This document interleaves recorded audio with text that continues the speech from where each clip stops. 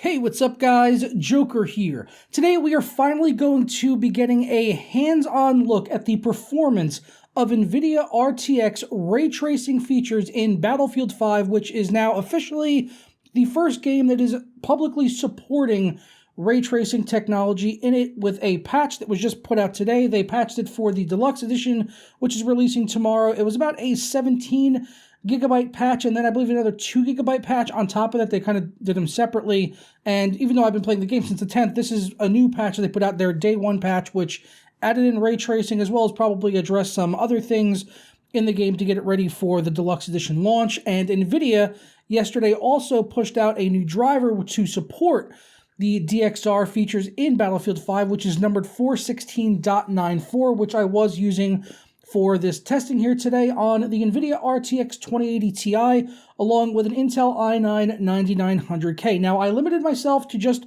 one card for a few reasons. One being the performance impact is massive. I mean, huge, which you'll be seeing here very shortly. The second was time, and then also third, and probably the main one, is that it limits you how many cards you can test on Origin. If you're not familiar with that, probably because you don't change hardware very often. If you try to change graphics cards on Origin playing a game like Battlefield, it will actually lock you out of playing the game after a couple of GPU swaps, and I was already testing cards this morning on Battlefield 5 for the upcoming RX 590 launch, which is tomorrow, so I was already testing a couple of cards there, so I was going to get cut off no matter what if I were to try to go through all of the RTX cards, because it usually does it after like 3 or 4 hardware changes.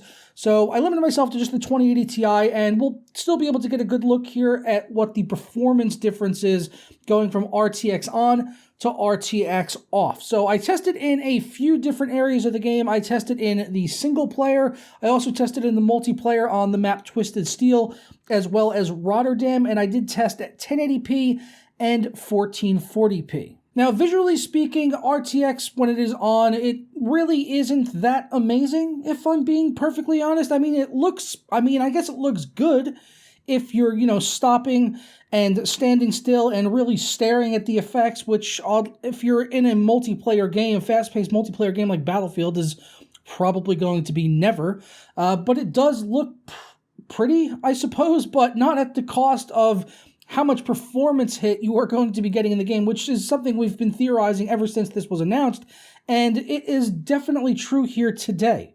Probably one of the biggest areas that I could notice a visual impact was when I would see like puddles and fire that would be kind of maybe flaring off some of the burnt out vehicles and things. You would be able to kind of see it reflecting in the puddles and the wet surfaces on the ground and things like that. So in those kind of things, it was noticeable. But again, if you're in a fast-paced shooter trying to not get killed, you're probably not going to spend too much time staring at the puddles and the reflections. And that's not to say that this might not have a place in future games, future single-player titles, where you can really kind of sit back and enjoy the experience and absorb ray tracing and really enjoy the experience. But I don't think a fast-paced multiplayer shooter is really going to be one of those instances where you're actually going to do it, especially where you're going to want to have as many frames per second as possible so that you can, get the best performance for playing a fast-paced shooter, because lower frame rates mean it's going to be less responsive and just not as enjoyable as getting 60 FPS or higher.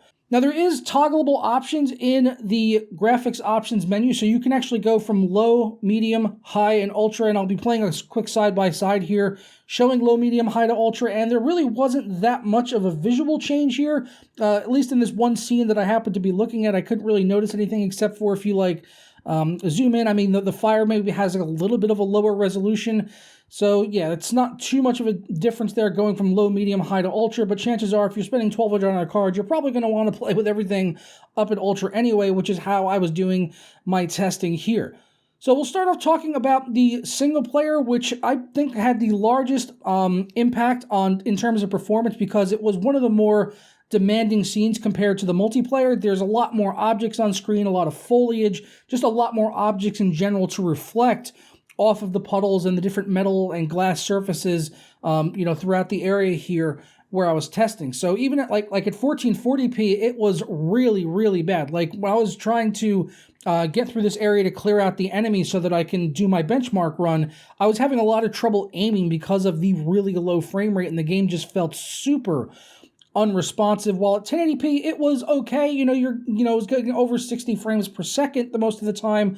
But yeah, still for a $1,200 graphics card playing at 1080p on a game that is so well optimized as Battlefield is, it was just really depressing. And then also when it comes to the hitching, which I talked about in a previous video, that has been addressed with this most recent driver update. It is a little bit better, but it is definitely still there, and I did see some hitching during some of these runs here. So really quickly, I'm going to throw up the graph for the single player, and then we'll go into the multiplayer stuff. So single player here on this area of the map where you saw me benchmarking it there, with 1080p RTX off, we had an average of 158 FPS and a 1% low of 110. While putting RTX on, keeping everything else the same, we had an average FPS of 65 and a 1% low of 54. So you're looking at more than half of the frame rate being taken off there just by putting RTX on, which, as I said, I do not think it is worth it at all. And I am a complete graphics whore, but there is no way that it is worth playing on a $1,200 graphics card at 1080p to just barely get 60 frames per second. Like, are you kidding me? No.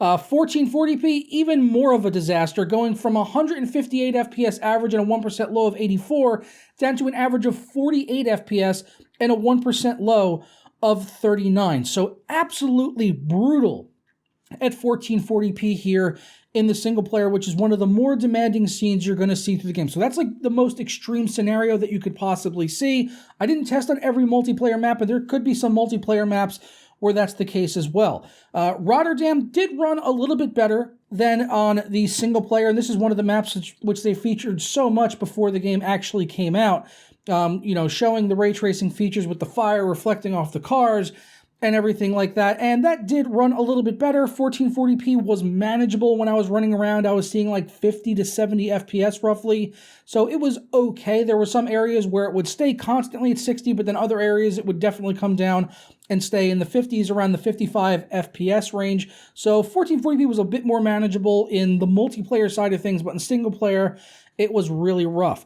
Go ahead and put up the average of 1% low now for the Rotterdam map. As you can see, 1080p RTX off, we got an average of 174, 1% low of 123 with RTX on, an average of 79, and a 1% low of 68. So that's definitely doable. You could definitely play at that and get a smooth frame rate at 1080p with a $1,200 graphics card with RTX turned on. At 1440p with RTX off, you're going to get 136 FPS and a 1% low of 92, while with RTX turned on, you'll get an average of 60 FPS and a 1% low of 51. So sadly there, even 1440p on this Rotterdam map, which is better than the single player in terms of performance, you will definitely still see frame drops down below 60 frames per second.